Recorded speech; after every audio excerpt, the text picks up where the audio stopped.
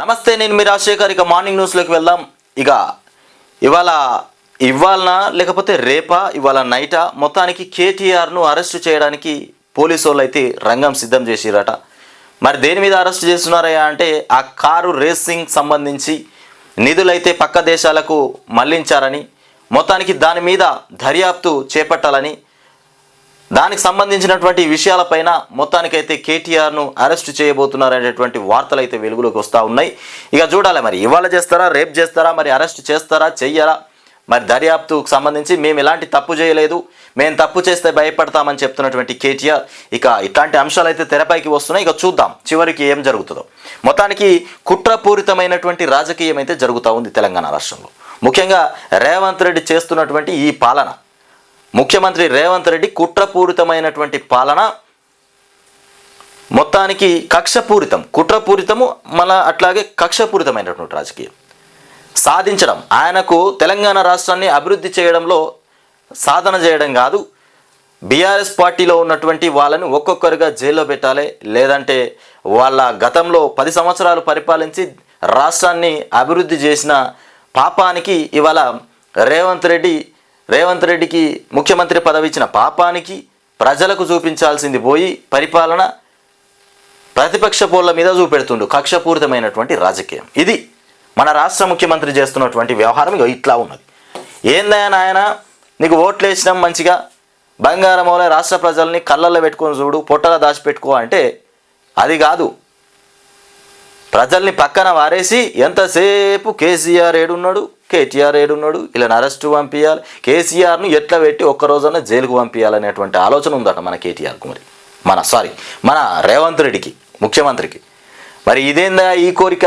ఎవరికన్నా బిర్యానీ తినాలి, లేకపోతే సినిమా కోవాలి, లేకపోతే ఏదో సాధించాలి, 10 మందికి న్యాయం చేయాలని ఉంటుంది. ఈయనదో కోరిక కేసు పెట్టాలి, కేసీఆర్ను జైలుకు పంపించాలి. ఏదన్నా ఒక కేసులనట, ఏదన్నా ఒకటి, అది ఏదైనా కావచ్చు. అంటే ఆయన రాజకీయం ఏందనేది మీకు అర్థమైపోవాలి. ఏదో ఒక కేసు పెట్టి మొత్తం మీద జైలుకు పంపించాలట. ఇంత దరిద్రంగా రాజకీయం చేసేటోళ్ళు ఉంటారా ఎవరన్నా? ఇంత దరిద్రపు రాజకీయమా? ప్రజల కోసం పోరాడయ్యా అంటే కేసీఆర్ కోసం పోరాడుతుండు. 10 సంవత్సరాలు పోరాడిండు, ఏం లేదు. ఇంకా 4 సంవత్సరాలు, ఇంకా 3 సంవత్సరాలు కేసీఆర్ కోసమే పోరాడతాడు. ఆయన పనే అది. ఇక్కడ చూడరు, ఇగో ఫార్ములా ఈ రేసు పైన ఏసీబీ కేసు. మొత్తానికి ఏసీబీ కేసు అంట. ఫార్ములా ఈ రేసుకు సంబంధించి కేటీఆర్ పైన మొత్తానికి A1గా కేటీఆర్ను నిర్ధారణ చేసినారంట, A2గా అరవింద్ కుమారు, ఇకపోతే A3గా HMDA అప్పటి సిఈ BLN రెడ్డి కూడా మొత్తానికి A1, A2, A3 ముగ్గురిని అరెస్ట్ చేయడానికి రంగం సిద్ధం చేసినట్టున్నారు. ఇక విదేశ సంస్థలకు అక్రమంగా 54.88 కోట్లు చెల్లించినట్లు అభియోగం. విదేశ సంస్థలకు అక్రమంగా 54.88 కోట్ల రూపాయలు చెల్లించిరనేటువంటి అభియోగం పైన ఇవాళ దర్యాప్తు చేస్తురట. మరి దీనికి ఎలాంటి తప్పు చేయలేదు అని కేటీఆర్ చెప్తుండు.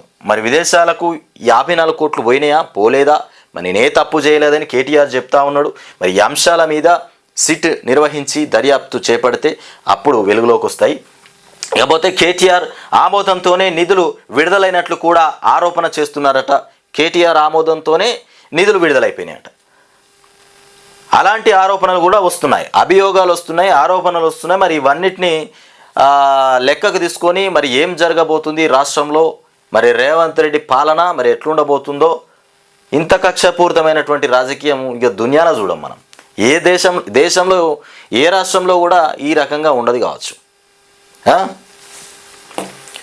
ఇకపోతే 3 ఏళ్లలో 600 కోట్లు చెల్లించేలా ఒప్పందమట. ఫార్ములా ఈ రేసు వ్యవహారంలో మాజీ మంత్రి కేటీఆర్ పైన కేసు నమోదైంది. నాటి పురపాలక శాఖ మంత్రిగా వ్యవహరించిన కేటీఆర్ను ప్రధాన నిందితుడి A1గా పేర్కొంటూ తెలంగాణ ఏసీబీ కేసు నమోదు చేసిందట ఆల్రెడీ. ఇక పురపాలక శాఖ అప్పటి ప్రత్యేక ప్రధాన కార్యదర్శి అయినటువంటి అరవింద్ కుమారు A2, ఇక HMDA అప్పటి చీఫ్ ఇంజనీర్ అయినటువంటి BLN రెడ్డి A3లను కూడా FIRలో మొత్తానికి చేర్చింది. ఫార్ములా ఈ రేసు మొత్తానికి నిర్వహణ కోసం నిబంధనలకు విరుద్ధంగా విదేశ సంస్థలకు సొమ్ము చెల్లించారంటూ పురపాలక శాఖ ముఖ్య కార్యదర్శి అయినటువంటి దానకిషోర్ ఏసీబీకి ఈ ఏడాది కోర్టులో 18న ఫిర్యాదు చేశారు.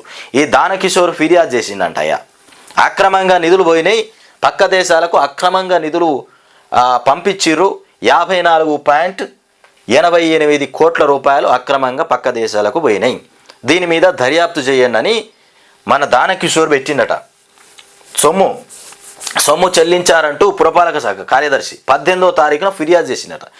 దాన్ని మొత్తానికి ఈ రకంగా గవర్నర్ నుండి ఆమోదం వచ్చిందంటూ మన కేటీఆర్ అరెస్ట్ చేయడానికి గవర్నర్ ఆమోదం తెలిపిందంటూ, దర్యాప్తు చేయడానికి ఆమోదం తెలిపిందంటూ మొత్తానికి రంగంలోకి దింపిండు. మన రేవంత్ రెడ్డికి పొద్దుగాల నుండి పొద్దుగ దాకా అదే ఆలోచన పెట్టుకోవచ్చు.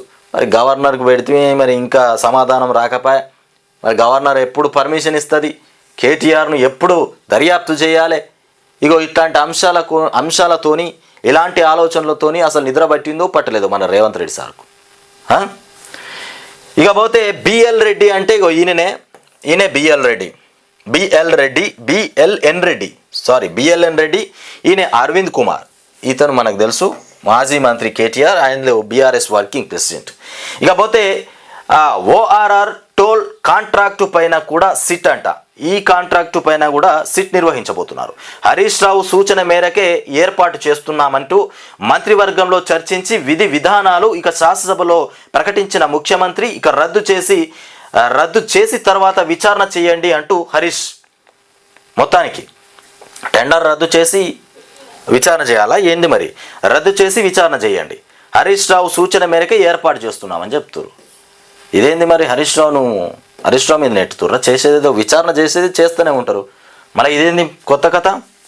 హరీష్ రావు చెప్పిండా విచారణ చేసుకోరని, ఆయన మేరకే చేస్తున్నామని ఆయన మీద దోషేస్తున్నట్టున్నారు వీళ్ళు. ఇకపోతే రెక్కలు విప్పిన రేపటి కోసం, ఇక ఇదొక ఈనాడు వాళ్ళు మొత్తానికి అయితే ఒక ప్రచుర మొత్తానికి ఒక ప్రింట్ అయితే తీసుకొచ్చారు. రెక్కలు విప్పినటువంటి రేపటి కోసం అట, మరికొద్ది రోజుల్లో క్యాలెండర్ మారబోతుంది, ఇక అంటే కొత్త సంవత్సరం రాబోతుంది అన్నట్టు. ఏడాది అంటే 365 రోజులు కాదు, ఇక 365 అవకాశాలు. మనం అనుకుంటాం 365 రోజులు క్యాలెండర్లో ఉండేటి రోజులు అంటే సంవత్సరానికి 365 రోజులు, కానీ అట్లా కాదంట. 365 రోజులు అవకాశాలు, మనకు వస్తున్నటువంటి ప్రతిరోజు ఒక అవకాశమే. ఆ అవకాశాన్ని మనం ఎట్లా వినియోగించుకోవాలనేది అంశం. ఇక వాటిని సద్వినియోగం చేయాలనుకున్నదేదో ఇప్పుడే చేసేద్దాం, సాధించాలనుకున్న దానికి వెంటనే పునాదులు వేసేద్దాం, ఓకేనా. ప్రతి క్షణం ఇక తృప్తితో జీవించేద్దాం. అలా చేయాలంటే మనకు దిక్సూచి కావాలి, మనల్ని ముందుకు నడిపే శోధక శక్తి కావాలి. ఇది వాస్తవం. మనకు ఒక దిక్సూచి కావాలి, మనం ఏదైనా పని చేసుకుందాం అనుకుంటే దాని వెనకాల ఒక శక్తి ఉండాలి, అంటే ఒక సపోర్టింగ్ ఖచ్చితంగా ఉండాలి. అది ఉంటేనే మనం ముంగడికి పోగలుగుతాం, మనం ఏదైనా చేయగలుగుతాం. ఒంటరి పోరాటం ఒంటరి పోకడ నేను చేస్తానంటే అసలుకే కలవది, అది ఉత్తముచ్చట అయిపోతుంది. దేనికి గానం ఒక ధైర్యం వెనక ఒక తోడు ఉంటేనే ముందుకు పోగలుగుతాం, అది ఏ పనైనా కావచ్చు. ఇకపోతే అవినీతే లేనప్పుడు కేసు ఎక్కడిది. ఇక మన కేటీఆర్ చెప్పినటువంటి అంశం అవినీతే లేదు ఫార్ములా ఈ రేసుకు సంబంధించి. మరి ఇక కేసు ఎక్కడి నుండి వచ్చిందా? కేసులు ఎన్నన్నా పెట్టుకోర్రి, అవినీతి లేనప్పుడు ఎన్ని కేసులన్నా పెట్టుకోర్రి. తప్పు చేస్తే భయపడతాడు, తప్పు చేయకపోతే నిర్దోషిగా బయట ఉంటాడు. ఇది కథ. ఇక ఫార్ములా ఈలో ఎలాంటి తప్పు చేయలేదు. మొత్తానికి మన రేవంత్ రెడ్డిదే కథ ఇదంతా. రేవంత్ రెడ్డి సక్రమంగా పాలన మీద సొయ్యి పెట్టక ఇక వీటి మీదనే సొయ్యి పెడుతుండు, ఏదో సాధించిన అనుకుంటుండు. ప్రజలకు న్యాయం చేస్తే నువ్వు సాధించినట్టే అవుతావు. ఈ కోట్లు ఎటు బాయ్, ఆ కోట్లు ఎటు బాయ్, ఇవేటు బాయ్, అవేటు బాయ్, ఇవి తిరిగి వస్తాయి. ఇప్పుడు డబ్బులు అవన్నీ ఏనంగా వస్తాయో మరి ఎట్లా వస్తాయో చూడాలి. ఇక తెప్పిస్తాడేమో మరి, ఈ 54 కోట్ల రూపాయలు తీసుకొస్తాడేమో మరి. 54.88 కోట్లు మొత్తానికి తీసుకొచ్చేటట్టున్నాడు మళ్ళా రివర్స్లో. ఉన్నాయి అది పోతే తీసుకొస్తాడా తీసుకురారా, పోయినాయా పోలేదా అదంతా తెలవాలి. ఇక స్టోరీ ఎన్ని కేసులైనా పెట్టుకోండి, చట్టబద్ధంగా ఎదుర్కొంటా, ఇక కేటీఆర్ చెప్తున్నటువంటి అంశం. ఇక సీఎం అవినీతి బయట పెడుతున్నందుకే అంటూ ధ్వజం. మన రేవంత్ రెడ్డి అవినీతి పనులను బయట పెట్టినందుకే ఈ ఫార్ములా రేసుకు సంబంధించి కేసులు, దర్యాప్తులు, ఈ కథలన్నీ పెడతా ఉన్నాడట. ఇక ఎంపీల తోపులాట పార్లమెంటు ఆవరణలో అసాధారణ ఘటన చోటు చేసుకుందట. ఎందుకయ్యా? కింద పడిన ఇద్దరు భాజపా ఎంపీలు. ఓరి అవ్వ, ఈ తోపులాట ఎందుకు చేసుకున్నారు? ఏకంగా నాకు నెత్తికి దెబ్బ తాకినట్టుంది. తోపులాటలో గాయపడిన భాజపా ఎంపీ ప్రతాప్ చంద్ర షడంగి, ఆయన నెత్తికి దెబ్బ తాకింది. మరి ఈ తోపులాట ఎందుకు జరిగింది? రాహులే తోశారన్న అధికార పార్టీ. అగో చూసినావా, బీజేపీ వాళ్ళను రాహుల్ గాంధీ తోసిందట, కింద పడగొట్టినట. కక్ష పాడుగానే ఈ తోపులాట ఎందుకు పెట్టిర్రు? కొట్టుకున్నట్టే, ఇంకేముంది? తోపులాట మీద పోయింది, దృష్టి అంతా నూకేసుకున్న మీద పోయింది. రాహుల్ గాంధీ నూకి పారేసిందట. ఇంత కోపమా బీజేపీ వాళ్ళ మీద? జనాలల్లో, ఓట్లల్లో, సీట్లల్లో చూసుకోవాలి ఏమన్నా ఉంటే. ఈ రకంగా కొట్టుకునుడు, నూకేసుకునుడు అయితే ఇదో రాజకీయం అయిపోయింది. ఇక ఎంపీలను ఫోన్లో పరామర్శించిన ప్రధాని, ఇక తలలకు గాయాలతో ఆసుపత్రిలో చేరిక, వాళ్లే నెట్టారన్న ప్రతిపక్ష నేత, పోలీసులకు ఇరు వర్గాల ఫిర్యాదు. మొత్తానికి పోలీసులకు ఇరు వర్గాల వాళ్ళు ఫిర్యాదు చేసిందట. అయ్యా, తోపులాటలో గాయపడిన భాజపా ఎంపీ ప్రతాప్ చంద్ర షడంగి ఇక పార్లమెంటు ఆవరణలోని అంబేద్కర్ విగ్రహం వద్ద ఆందోళన చేస్తున్నటువంటి ఇండియా కూటమి ఎంపీలు, అట్లాగే కేటీఆర్, బాలు, రాహుల్ గాంధీ, ప్రియాంక తదితరులు మొత్తానికి ఆందోళన వ్యక్తం చేస్తున్నారు. ఇక 317 జీవో అంశాలకు శాశ్వత పరిష్కారం అంటూ శ్రీధర్ బాబు చెప్తుండు. 317 జీవో అంశాలు ఏవైతే ఉన్నాయో వాటికి శాశ్వత పరిష్కారము అని 12లో మిగతా 12లో ఉన్నట్టుంది, శాశ్వత పరిష్కారం చేకూరబోతుందట. ఇకపోతే యుఎస్ వీసా తేదీలు ఒక్కసారి మార్పునకే అవకాశం. యుఎస్ వీసా తేదీలు ఒక్కసారి మార్చుకోవచ్చంట. ఇక ఫీజు చెల్లింపుతో మరోసారికి వెసులుబాటు. జనవరి 1 నుంచి నూతన నిబంధనలు, జనవరి 1వ తారీఖు నుంచి నూతనంగా నిబంధనలు ఏర్పాటు చేయబోతున్నట్ట. అమెరికా వీసా ఇంటర్వ్యూ అపాయింట్మెంట్ తేదీని మొత్తానికి ఎంచుకున్నటువంటి తర్వాత ఒక్కసారి మాత్రమే మార్చుకునేందుకు రీషెడ్యూల్ వీలుగా నిబంధనల్లో మార్పులు చేసినట్లు కూడా అమెరికా ప్రభుత్వం ప్రకటించింది. ప్రస్తుతం ఉన్నటువంటి నాన్ ఇమిగ్రెంట్ ఇక వీసా ఇంటర్వ్యూ అపాయింట్మెంట్ తేదీని కూడా ఖరారు చేసుకున్న ఆ తర్వాత 3 సార్లు తేదీలు లేదా ఇంటర్వ్యూకు హాజరయ్యే ఆ ప్రాంతాలను మార్చుకునేందుకు కూడా వీలుంది. ఇక ఢిల్లీలోని అమెరికా రాయబార కార్యాలయంతో పాటు ఇక హైదరాబాదు, ముంబై, చెన్నై, కోల్కతా నగరాలలోని కాన్సులేట్ కార్యాలయాల్లో ఎక్కడైనా వీసా ఇంటర్వ్యూ ప్రాంతాన్ని ఎంపిక చేసుకొని హాజరు కావచ్చు అని చెప్తున్నటువంటి అంశాలు. ఇది మొత్తానికి యుఎస్ వీసా తేదీలు ఒకసారి మార్చుకునే అవకాశం మళ్ళా ఇచ్చిరట. ఇకపోతే భక్తులకు నీడ కోసం అడవినే సృష్టించారు. ఎక్కడ ఇది? భక్తులకు నీడనివ్వడానికి ఏకంగా అడవినే సృష్టించిందంట. వనపర్తి జిల్లా ఆత్మకూరు పరమేశ్వర స్వామి ఆలయ పరిసరాల్లో భక్తులకు ఒకప్పుడు నీడ కూడా లేనటువంటి పరిస్థితి. ఇది భక్తులకు నీడనివ్వడానికి ఏకంగా అడవినే తయారు చేసిరు. ఇది చూడు, ఇగో మొత్తానికి ఇది ఎక్కడనయ్యా అంటే ఆత్మకూరు పరమేశ్వర స్వామి ఆలయ పరిసరాల్లో భక్తులకు ఒకప్పుడు నీడ కూడా లేని పరిస్థితి. ఇక ఆలయం చెరువులో ఉండగా స్వామి దర్శనం అనంతరం భక్తులు ఒడ్డున సేద తీసుకునే దైన్యం. ఇక శివరాత్రి అనంతరం ఇక్కడ 10 రోజుల పాటు జరిగే జాతరకు దూర ప్రాంతాల నుంచి వచ్చే భక్తులు ఎన్నో ఇబ్బందులు పడేవారు.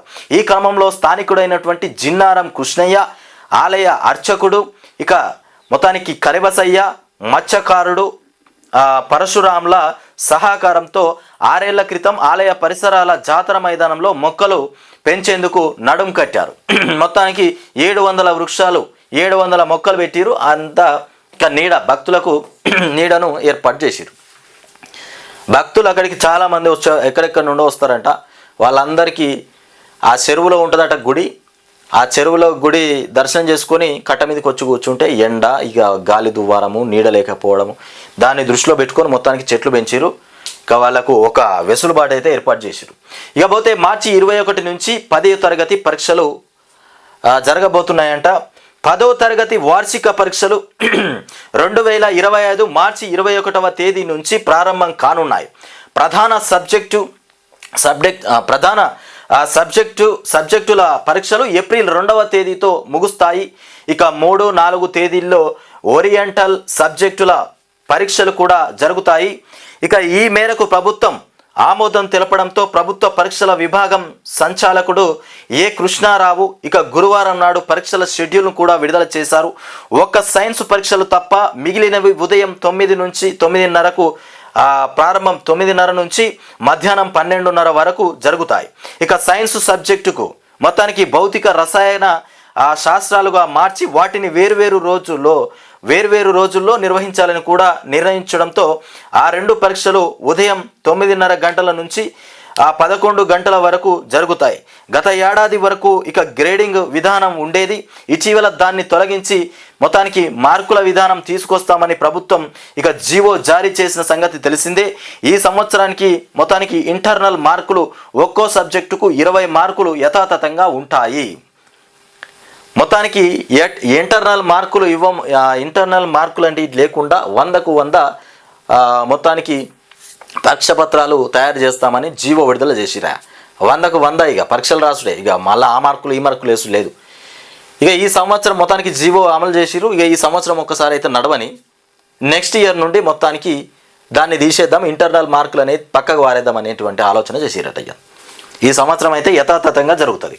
ఇక పరీక్షల తేదీలు సబ్జెక్టులు ఇట్లా ఉన్నాయి చూడు. ఇక మార్చి 21వ తారీఖున ప్రథమ భాష తెలుగు పరీక్ష జరుగుతుంది. 22వ తారీఖున ద్వితీయ భాష హిందీ జరుగుతుంది. 24న ఆంగ్లం, 26న గణితం. మొత్తానికి ఒకరోజు గ్యాప్ వచ్చేసింది.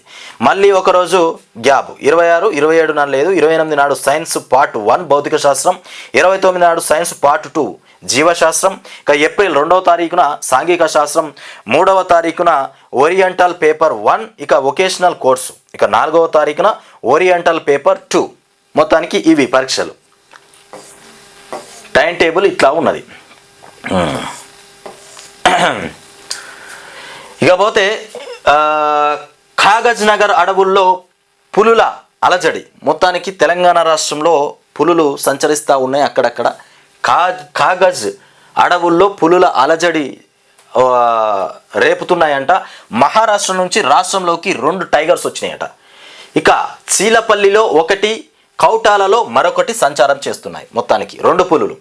భయాందోళనలో అక్కడ ఉన్నటువంటి ప్రజలు ఇక జాగ్రత్తగా ఉండాలని ఫారెస్ట్ అధికారులు సూచన చేస్తున్నటువంటి అంశం.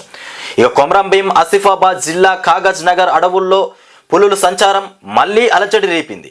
మహారాష్ట్ర నుంచి రాష్ట్రంలోకి 2 పులులు ప్రవేశించినట్టు కూడా ఫారెస్ట్ డిపార్ట్మెంట్ గుర్తించింది. మహారాష్ట్రలోని మఖిడి రైల్వే స్టేషన్ దగ్గర బుధవారం రైల్వే ట్రాక్ దాటుతూ కనిపించినటువంటి పెద్ద పులి. ఇకపోతే గురువారం ఉదయానికి సిర్పూర్ టీ రేంజ్లోకి ప్రవేశించింది. అది దాని డెన్గా భావిస్తున్నటువంటి ఇటికెల పహాడ్ ఇక చీలపల్లి అరెస్ట్ ఫారెస్ట్లోకి వచ్చినట్టు కూడా అధికారులు నిర్ధారించారు. మొత్తానికి రాష్ట్రంలోకి 2 పులులు మహారాష్ట్ర నుండి ఎంటర్ అయిపోయినాయి. కొంచెం ఏరియాలో ఉన్నటువంటి ప్రజలు కొంచెం జాగ్రత్తగా ఉండాలి. ఇకపోతే ఇక ఓఆర్ఆర్ టెండర్ పైన సిట్ నిర్వహించబోతున్నారంట. హరీష్ రావు కోరిక మేరకే విచారణకు ఆదేశిస్తున్నామంటూ మన ముఖ్యమంత్రి అందాల ముఖ్యమంత్రి రేవంత్ రెడ్డి చెప్తున్నటువంటి మాట. అందాల ముఖ్యమంత్రి అసెంబ్లీలో సీఎం రేవంత్ రెడ్డి ప్రకటన. ఇక పోయినాడేది ఎన్నికలకు ముందు ఓఆర్ఆర్ను హడావుడిగా అమ్ముకున్నారు. ఎన్నికల్లో ప్రజలు ఓడిస్తారని తెలిసి ఇక బీఆర్ఎస్ వాళ్ళు దేశం విడిచి పారిపోవాలని కూడా అనుకున్నారు. కొంతమందికి లబ్ధి చేకూర్చేందుకు కూడా ప్రైవేటు కంపెనీకి మొత్తానికి టెండర్ అప్పనంగా అప్పజెప్పారని కూడా ఫైర్. ఇగో ఇట్లా ప్రజలట బీఆర్ఎస్లను ఓడిస్తారు, అయ్యో ఆగమైపోతామని దేశం విడిచిపోయేటువంటి ప్లాన్ చేసిరట. వీళ్ళంతా ఇంత ఘోరంగా మాట్లాడతారా? రేవంత్ రెడ్డి చూసినావా? అంటే బీఆర్ఎస్ వాళ్ళంతా రాష్ట్రాన్ని విడిచిపెట్టిపోదాం అనుకున్నారట, దేశం విడిచిపెట్టిపోదాం అనుకున్నారట. ప్రజలు ఓడగొడతారని హడావుడిగా ఆర్ఆర్ అమ్మేసుకున్నారట. ఏది ఈ ఓఆర్ఆర్ టెండర్ ఏదైతే ఉందో దాన్ని అమ్మేసుకున్నారట. ఓఆర్ఆర్ హడావుడిగా అమ్ముకున్నారట. ఇక పోతారని ఇక రేవంత్ రెడ్డి అధికారంలోకి వస్తాడు, మేము పోతామని ఈయన మీద దృష్టి పెట్టి అమ్మేసుకొని పోదామని అటువంటి ఆలోచన వచ్చిందట. ఎంత శుద్ధపూస లెక్క మాటలు మాట్లాడుతాను చూడు. ఇవి ఆ డైలాగులు. కొత్తగా 2 కార్పొరేషన్లు ఏర్పాటు చేయబోతున్నారట. ఒకటి మహబూబ్ నగర్, మరొకటి మంచిర్యాలను కార్పొరేషన్లుగా ఏర్పాటు చేస్తామని ప్రభుత్వం వెల్లడించింది. అలాగే కరీంనగర్ కార్పొరేషన్ పరిధిని పెంచుతూ అందులో కొత్తపల్లి మున్సిపాలిటీని విలీనం చేస్తున్నట్టు కూడా తెలిపింది. కొత్తగా 12 కొత్త మున్సిపాలిటీలను కూడా ఏర్పాటు చేస్తున్నట్టు మంత్రి శ్రీధర్ బాబు వెల్లడించారు. ఇక కొత్తగా 2 కార్పొరేషన్లట మొత్తానికి 12 కొత్త మున్సిపాలిటీలు కూడా ఏర్పాటు చేయబోతున్నట శ్రీధర్బాబు చెప్పినటువంటి అంశం. ఇకపోతే తగ్గుతున్నటువంటి visa painting time waiting time తగ్గుతున్న వీసా వెయిటింగ్ టైం. ఇక ఇది అమెరికా సంబంధించింది. ఇక మార్కెట్లకు ఫెడ్ షాక్. మార్చి 21 నుంచి 10th ఎగ్జామ్స్ అందుబాటులోకి రాబోతున్నాయి. ఇక కేటీఆర్ మీద మొత్తానికి కేసు చేయడానికి మొత్తానికి రంగం సిద్ధమైపోతుందంట. ఇక కేటీఆర్ A1గా ఫార్ములా ఈ రేసు పైన ఏసీబీ కేసు. ఇక 4 నాన్ బెయిలబుల్ సెక్షన్ల కింద ఎఫ్ఐఆర్ చేసినారంట. ఇక రేవంత్ ఏం చేసుకుంటావో చేసుకో, నీ దమ్మున్నది చేసుకున్నాయా అని కేటీఆర్ చెప్తుండు. వాళ్ళేమో కేసులు పెడతా ఉంటే ఈయనేమో నీ ఇష్టమున్నది చేసుకోపో అంటుండు. ఈ కేసులకు ఈ తంటాలకు మేము భయపడం, అవన్నీ అవన్నీ ఉత్తే అని చెప్తున్నటువంటి అంశం. ఇక రేవంత్ ఇక ఫార్ములా ఈ రేసులో అవినీతే లేదు, ఏసీబీ కేసు ఎలా పెడుతుంది కేటీఆర్. ఇక గత సర్కారు అప్పు అక్షరాల 6,71,000 కోట్లంట.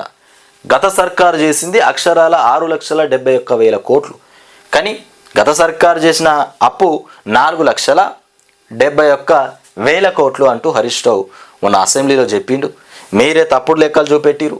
1,24,000 కోట్లు 1,24,000 కోట్లు మీరు చూపెట్టిరు, తప్పుడు లెక్క. దాన్ని మొత్తం బట్టబయలు చేసేందుకు హరీష్ రావు తీసుకొచ్చి 1,27,000 కోట్ల 208 కోట్లు 1,27,208 కోట్ల అప్పు చేసిరని అసెంబ్లీలో మొత్తానికి చెప్తే అప్పుడు అర్థమైపోయింది. తప్పుడు లెక్కలు మళ్ళీ వాళ్ళే అప్పుడు ఇగో గత సర్కారు అప్పు అక్షరాల 6,71,000 కోట్లు అని చెప్తుండు మన బట్టి విక్రమార్క. పెండింగ్ బిల్లులతో కలిపి 77.11 లక్షల కోట్లు మా నెత్తిన పెట్టిరని చెప్తుండు బట్టి విక్రమార్క. ఇక అప్పులు చేయడం బీఆర్ఎస్కు తీరని దాహం. ఈ అప్పులకు తోడు మీరు ఒక్క సంవత్సరంలోనే ఒక ఏడాదిలోనే 1,27,208 కోట్ల అప్పు చేసిరు మీరు. మరి ఇది ఎక్కడ అప్పు? ఒక్క సంవత్సరంలోనే. మీరు 5 సంవత్సరాలు పరిపాలిస్తే 6,30,000 కోట్లు కావాలంట. మరి వాళ్ళేమో 10 సంవత్సరాలకు గాను 4 లక్షల కోట్లు చేస్తే మీరు ఏకంగా 5 సంవత్సరాలకే 6 లక్షల కోట్లు అప్పు చేస్తున్నారు. ఎవరి మీద మోపుతారు ఈ అప్పంతా? అప్పులు తీసుకొచ్చి కాంట్రాక్టులు పెట్టి ఇది కడతాం అది కడతాం అన్ని కాంట్రాక్టులు ఇచ్చేసి అన్ని టెండర్లు పిలిపించి అన్ని పైసలు పెట్టేసి మళ్ళా కమిషన్ల మీద తీసుకునేది మీ వాళ్ళే. కాంగ్రెస్లో ఉన్న ఎమ్మెల్యేలు ఎంపీలు వీళ్ళే కమిషన్లు తీసుకుంటారు. మళ్ళా ఈ భారం అంతా పేదోడి నెత్తి మీద ఎత్తారు. ఇక అప్పులు చేయడం బీఆర్ఎస్కు తీరని దాహం. ఈ అప్పులకు తోడు ప్రభుత్వ భూములను కూడా చివరికి ఓఆర్ఆర్ను సైతం అమ్మేశారు. రైతు బీమా, డ్రిప్ ఇరిగేషన్, పాలీ హౌజ్లు, వ్యవసాయ యాంత్రీకరణకు పైసా ఇయ్యలే. 10 ఏళ్ళు రాష్ట్రాన్ని సర్వనాశనం చేశారని డిప్యూటీ సీఎం ఫైర్ అవుతుండు. మేం చేసిన అప్పులు 4.17 లక్షల కోట్లే అని చెప్తున్నటువంటి హరీష్ రావు. 17 లక్షల కోట్లేనంట, 71 కాదు, 4,17,000 కోట్లు చేసిరు వీళ్ళు. వ్యవసాయ స్కీమ్స్కు పైసలు ఇయ్యలేదని నిరూపిస్తే రాజీనామా చేస్తా. ఉమ్మడి ఏపీ అప్పులను తమపై రుద్దారని కూడా కామెంట్. ఉమ్మడిగా ఉన్నది అప్పుడు ఏపీ తెలంగాణ ఉమ్మడి రాష్ట్రంగా ఉండే కదా, ఆ అప్పులు కూడా వీళ్ళ మీదనే రుద్దినట. విడిపోగానే అప్పులు తీసుకొచ్చి వీళ్ళ నెత్తి మీద పెట్టిరు. ఆ అప్పుడు కూడా ఇప్పుడే మాట్లాడుతుండే బట్టి విక్రమార్క. రాష్ట్ర అప్పులపై అసెంబ్లీలో స్వల్పకాలిక చర్చ జరిగింది. మొత్తానికి ఇట్లా ఉన్నది వ్యవహారం. ఈ కాళేశ్వరం ఫైళ్ళు క్యాబినెట్కు రాలే. కాళేశ్వరానికి సంబంధించినటువంటి ఫైళ్ళు మొత్తానికి కేబినెట్కు రాలేదంట. కేవలం ప్రతిపాదనలే పెట్టారు. కమిషన్ ఎదుట స్మితా సబర్వాల్ అంగీకారం. ఆర్థిక అంశాలపై మాత్రమే క్యాబినెట్లో చర్చించారు. బ్యారేజీలకు నాడు సీఎం అప్రూవల్స్ ఇచ్చినటువంటి విషయం తెలియదు. సీఎం సెక్రటరీగా నాకు 7 ప్రధాన సబ్జెక్టులు అప్పగించారు. వాటిపైన జిల్లాలో పర్యటించి సీఎంకు ఫీడ్బ్యాక్ ఇవ్వడం తన పని అని స్మిత వెల్లడించింది. నేను సీఎస్ కాకముందే ప్రాజెక్టుపై నిర్ణయాలు జరిగాయి. సోమేష్ కుమార్ చెప్తున్నటువంటి అంశం. కాళేశ్వరం కమిషన్ ఓపెన్ కోర్టు విచారణకు కూడా హాజరవుతున్నారంట. మొత్తానికి కాళేశ్వరం తెలియదు, యాదికి లేదు. ఏందిది వాడు? కాళేశ్వరం కమిషన్ అడిగిన చాలా ప్రశ్నలకు స్మితా సబర్వాల్ సోమేష్ కుమార్ లేదు, తెలియదు, గుర్తు లేదు అని సమాధానాలు ఇచ్చారట. ఎన్ని అంశాలు అడిగినా కానీ తెలియదు, గుర్తుకు లేదు. వాళ్ళు కూడా హుషారే ఉంటారు కదా, ఎవరైనా హుషారే. అందరికీ చట్టాలు తెలుసు కాబట్టి, లొసుకులు తెలుసు కాబట్టి ఎట్లా పోవాలనో పోతూ ఉంటారు ఇక. అది తెలియదట, లేదంట, గుర్తుకు లేదంట. ఇక ఇట్లాంటి సమాధానాలు ఇచ్చారు. ఈ సమాధానాలపైన కమిషన్ ఆగ్రహం వ్యక్తం చేసింది. ముఖ్యమైన విషయాలు ఏవైనా చాలామంది గుర్తుకుంచుకుంటారు, కానీ అంత త్వరగా మీరెట్లా మర్చిపోతారు అని చురుకులు అంటించింది. ఇక బీఆర్ఎస్ హయాంలో 9 ఏళ్ల పాటు సీఎంకు సెక్రటరీగా పనిచేసిన స్మితా సబర్వాల్, 2019 నుంచి 23 వరకు సీఎస్గా పనిచేసిన సోమేష్ కుమార్, ఇక కాళేశ్వరం ప్రాజెక్టుకు సంబంధించిన చాలా అంశాల్లో తెలియదు, యాదికి లేదు అని కూడా బదులివ్వడంపై కమిషన్ తీవ్ర విస్మయం వ్యక్తం చేసిందట. అరే ఉన్నది ఉన్నట్టు చెప్పారు, యాదుకుంటుంది, లేకుంటే లేదు. ఎన్ని టెన్షన్లు ఉంటాయి, ఎన్ని కథలు ఉంటాయి, ప్రతిదీ గుర్తుపెట్టుకోవాలని ఏమన్నా రూలా? కొందరికి మెమరీ లాస్ ఉంటుంది. కొందరు ఎట్లుంటారు, 3 రోజుల కింద జరిగినాయే మర్చిపోతారు, 1 వారం రోజుల కింద జరిగినాయి మర్చిపోతారు. అన్నీ గుర్తుకు పెట్టుకోవాలి, గట్టెట్లా మర్చిపోతారంటే అది ఎవరి ఇష్టం వాళ్ళది. జ్ఞాపక శక్తికి సంబంధించిన అంశాలు అవి. అరే కొన్ని గుర్తుకుంటాయి, దానికి కూడా బాధ్యులైనా. ఇక రాహుల్ పైన కేసు. పార్లమెంట్ స్ట్రీట్ పోలీస్ స్టేషన్లో మొత్తానికి బీజేపీ ఫిర్యాదు చేసిందట. రాహుల్ మీద కేసు పెట్టిరట. ఇక తోపులాటకు సంబంధించి కేసు పెట్టిరేమో. ఏదో బీజేపీ ఎంపీని ఆయనతో నూగేస్తే తోపులాటల ఆయనతో రక్తంగా ఆరింది బీజేపీ ఎంపీకి. పార్లమెంటు ఆవరణలో ఉద్రిక్తత. ఇక బీజేపీ కాంగ్రెస్ ఎంపీల మధ్య తోపులాట, 2 బీజేపీ ఎంపీలకు గాయాలు. మరి చూడుర్రి, కాంగ్రెస్ ఎంపీలకేమో దెబ్బలు దాకలే, మంచిగానే ఉన్నారు. మరి ఇది కక్షపూరితమైనటువంటి రాజకీయం కాకపోతే ఇది ఎంపీలను నూకేసుకుంటే ఏమొస్తుందో చెప్పుర్రి. నూకిరట, తలకు దెబ్బలు తాకినాయి. ఈడనేమో రేవంత్ రెడ్డి సాగిస్తాడు, ఆడనేమో ఇక ఈయనకు ఎక్కడ కూడా ఏం అందుతలేదు. ఇక ఈ అవ్వ ఏడికి పోయినా వీళ్ళే గెలుతుర్రు అని అవ్వ రాష్ట్రాన బీజేపీనే ఎన్నికల్లో గెలిపిస్తుర్రు. నీ అక్క ఎంపీలను చూస్తే ఇక మంట మండిందేమో నూకి పారేసినట్టున్నారు అటు ముఖాన. ఇంత కోపమా? తట్టుకోలేనంత కోపం. ఇక రాహుల్ నెట్టేయడంతోనే కింద పడ్డారని చెప్తున్నటువంటి మాట ఈయన నూకినట్టయ్యా. ఎన్డీఏ ఎంపీలే మిమ్మల్ని తోసేసిండ్రు, కాంగ్రెస్ చెప్తున్నటువంటి అంశం. ఒక పక్కదారి పట్టించేందుకే బీజేపీ గొడవ అని చెప్తుండట రాహుల్. అమిత్ షాపై కాంగ్రెస్ ఇక ప్రివిలేజ్ మోషన్. ఇగో అమిత్ షా మాటలపైన మంటలు. అంబేద్కర్ను అవమానించారంటూ పార్లమెంటు అసెంబ్లీ ఎదుట కాంగ్రెస్ నేతల నిరసన. ఈ నిరసనకు సంబంధించి నూకినట్టున్నారు. ఇక మరి మొత్తం మీద తోపులాట జరిగింది. పార్లమెంటు వేదికగా అంబేద్కర్పై కేంద్ర హోంమంత్రి అమిత్ షా చేసినటువంటి అనుచిత వ్యాఖ్యలపైన దేశవ్యాప్తంగా కూడా నిరసనలు వెల్లువెత్తుతున్నాయి. ఆయన తీరును ప్రతిపక్షాలు, ప్రజా సంఘాలు ఎక్కడికక్కడ ఎండగడుతున్నాయి. అమిత్ షా వెంటనే క్షమాపణ చెప్పాలని కూడా, పదవి నుంచి ఆయనను బర్తరఫ్ చేయాలని కూడా డిమాండ్ చేస్తున్నాయి. గురువారం కూడా పార్లమెంటు లోపల బయట ప్రతిపక్ష నేత రాహుల్ గాంధీ ఆధ్వర్యంలో కాంగ్రెస్ నేతలు నిరసనకు దిగారు. హైదరాబాద్లోని అసెంబ్లీ ఎదుట ఇక పిసిసి చీఫ్ మహేష్ కుమార్ గౌడ్, ఇక కాంగ్రెస్ నేతలు ఆందోళన చేపట్టారు. అంబేద్కర్ విగ్రహాలకు ఇక పాలాభిషేకాలు చేశారు. దళితులు అంటే అమిత్ షాకు నచ్చదని, చిన్న చూపని కూడా, అందుకే ఇష్టం ఉన్నట్లు మాట్లాడుతున్నారని నేతలు మొత్తానికి మండిపడ్డారు. ఇక ఇది కాంగ్రెస్లో ఉన్నటువంటి అసెంబ్లీ వద్ద మొత్తానికి అంబేద్కర్ ఫోటోలు పట్టుకొని నిరసన తెలుపుతున్నటువంటి అంశం. ఇక చూడు, ఇగో రేవంత్ రెడ్డి వచ్చిండు చూడురు. ఇక మన ముఖ్యమంత్రి రేవంత్ రెడ్డి ఫోటో చూడురు. ఇగో ఆ సూపు చూడురు ఎట్లా ఉన్నదో, మామూలు సూపు కాదది. ఏదైనా చేస్తా, కిందికేలో చూస్తా అన్నట్టున్నది. ఏదైనా చేస్తాడంట. ఇక కథ, స్క్రీన్ ప్లే, దర్శకత్వం. కథ, స్క్రీను ప్లే, దర్శకత్వం ఇవన్నీ మన ముఖ్యమంత్రి రేవంత్ రెడ్డి అంట. రేవంత్ రెడ్డికి సంబంధించిన రేవంత్ తీరు వల్లే రాష్ట్రానికి మొత్తం నష్టం జరుగుతుంది. ఆయన వల్లనే జరుగుతుంది. పెద్ద మనిషి అయినా కాబట్టి ఆయన వల్లనే జరుగుతుంది. ఇక హైదరాబాద్ బ్రాండ్ ఇమేజ్కి మొత్తానికి డ్యామేజ్ అయిపోయింది. ఏది మన రేవంత్ సార్ వల్ల హైదరాబాదు డెవలప్మెంట్కి సంబంధించి బ్రాండ్ ఇమేజ్కి మొత్తం దెబ్బ తగిలిపోయిందట, డ్యామేజ్ అయిపోయింది. ఈ కేసు అంశంలో ఇక సీఎం పైన కేసు పెట్టాలి. డిసెంబర్ 13న ఫార్ములా ఈరెస్ ఇక కో ఫౌండర్ ఇక సీఎంను కలిసిన విషయాన్ని ఎందుకు దాచారు? దానకిషోర్కు రాసిన లేఖల సంగతేంటి? వాస్తవాలు దాచిపెట్టి తప్పుడు కేసుల రేవంత్ రెడ్డి రాష్ట్రం దేశం పరువు తీశారు.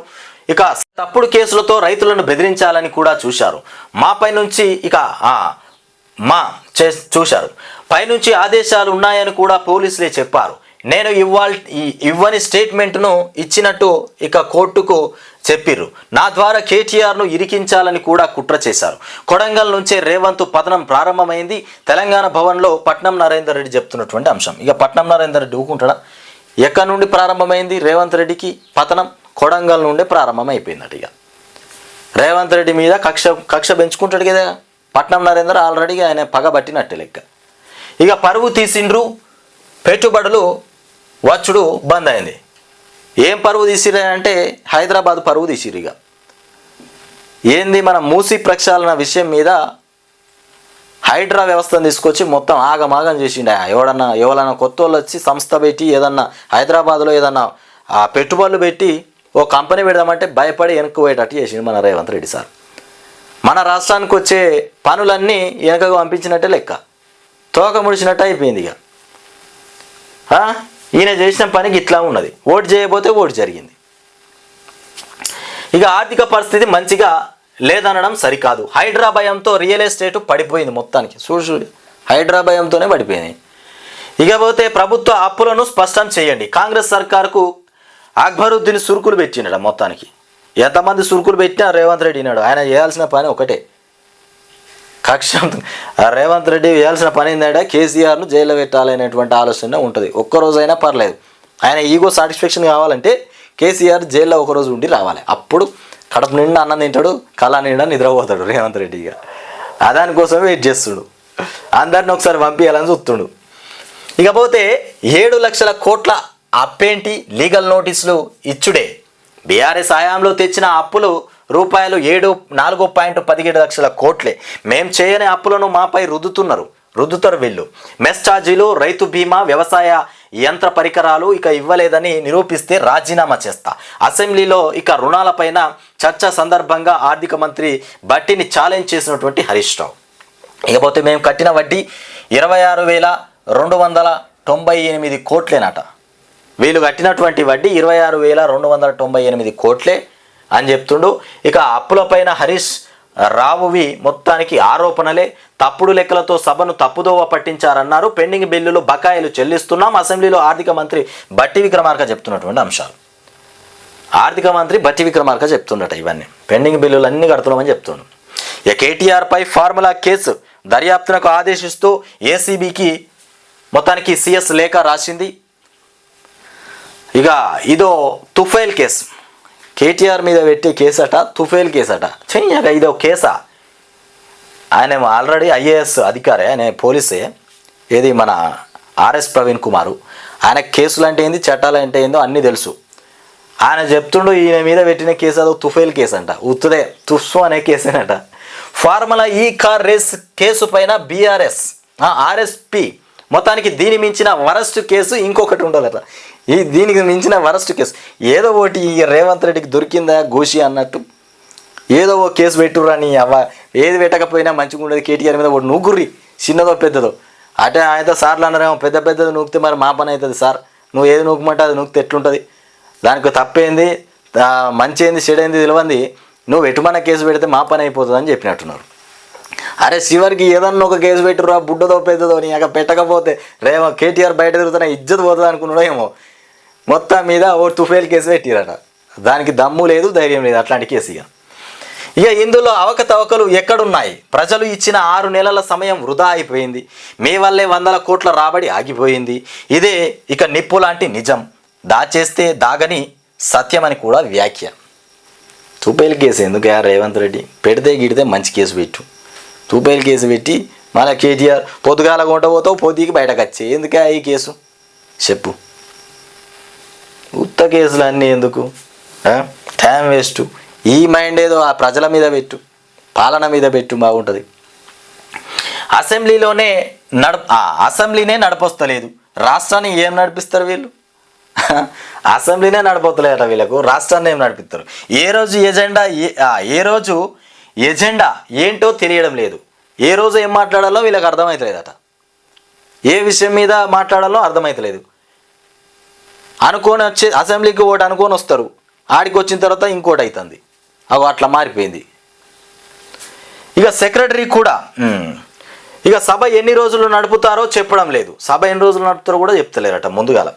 సెక్రటరీ కూడా తెలియదని అంటున్నారు. ఇక సర్కార్పై అక్బరుద్దీన్ హరీష్ రావు ఇక ఏలేటి మహేష్ రెడ్డి మొత్తానికి ఫైర్ అయిపోయారు. ఇక ఇది కథ ఇట్లా ఉన్నది. ఇగో రాహుల్ అసభ్యంగా ప్రవర్తించారు. మళ్ళీ పోయింది ఇగో ఎంపీ దగ్గరికి పోయి ఏదో పరామర్శన చేస్తున్నా. మరి నేను నూకలేదా, నేను ఎందుకు నూకినా, నా మీద నెట్టుతుర్రు, నాకు తెలియదు. నన్నే ఒకళ్ళు నూకితే నేను వచ్చి నీ మీద పడ్డా, నేను ఎందుకు నూకినా అన్నాడేమో. భయములు మన తనకి రాహుల్ గాంధీ. ఇది దేశవ్యాప్తంగా తెలిస్తే నా పరువే పోతుంది అనుకుంటుండు. అవ్వతోడు ఇది ఇజ్జత్కే సవాల్, మామూలుగా కాదు, ఇది ఇజ్జత్కే సవాల్ ఇది. ఇక గురుకులాల పైన పాము పోట్లు, యూజ్లెస్ ఫెలో ఎవరన్నా హరీష్, యూజ్లెస్ ఫెలో ఎవరన్నా. ఈ కథలు భలే ఉన్నాయి మొత్తానికి. ఇంకేమొచ్చినాయా? షాను కాపాడేందుకు బీజేపీ కుట్ర. అమిత్ షాను కాపాడడానికి బీజేపీ కుట్ర చేస్తుందట. నిరసనలో ప్రియాంక, బీజేపీ ఎంపీ ఇక హేమంత్ జోషి, అట్లాగే సారంగికి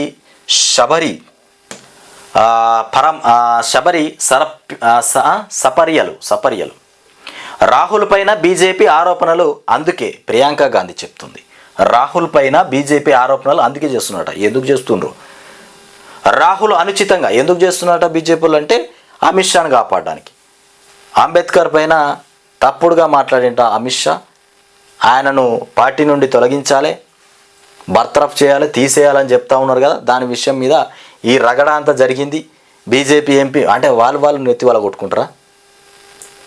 ఒకట్లా ఉన్నది కథ. రాహుల్ అనుచితంగా ప్రవర్తించారు, బీజేపీ ఎంపీ కోన్యాక్ చెప్తుండు. రాహుల్ అనుచితంగా ప్రవర్తించిండట. రాజ్యసభ చైర్మన్ జగదీప్ ధన్ఖడ్ ఫిర్యాదు. అమిత్ షాపై ఖర్గే ఇక సభా హక్కుల ఉల్లంఘన నోటీసు. మార్చి 21 నుంచి 10 పరీక్షలు షెడ్యూల్ విడుదలైపోయినటువంటి అంశం. ఇది కథ. రాష్ట్రంలో జరుగుతున్నటువంటి కథ ఇట్లా ఉంది. మొత్తానికి అసెంబ్లీ సమావేశాలు జరుగుతూ ఉన్నాయి. అసెంబ్లీలో బిల్లుస్ పెడతా ఉన్నారు. ఇప్పటికీ 2 బిల్లులు 3 బిల్లులు పాస్ అయిపోయినాయి.